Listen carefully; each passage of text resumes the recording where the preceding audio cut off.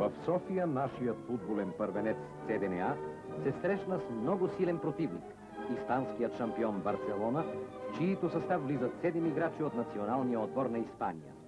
Първи матч за Купата на Европа. Начален удар. Армейците в бели екипи се понасят към вратата на гостите.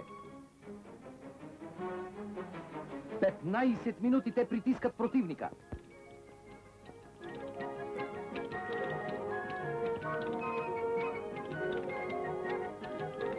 Създават удобни положения, но и много пропускат. Най-после удар на Ракаров. Гол!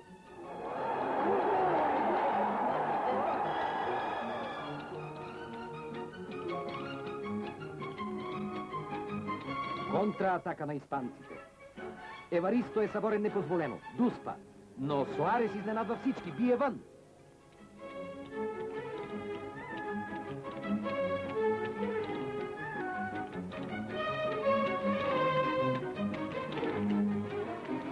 Найденов майсторски спасява трудни топки.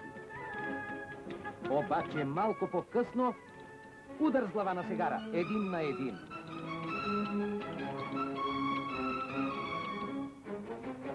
Силен напор на испанците в началото на второто полувреме. Изненадващо те бележат втори гол.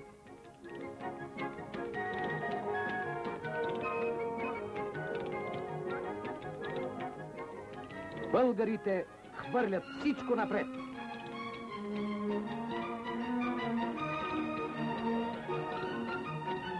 Стрелят опасно.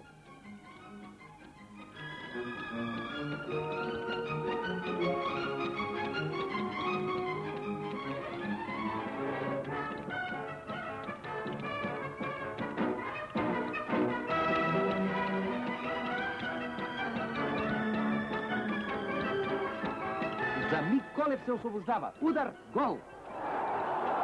Срещата завърши наравно. 2-2.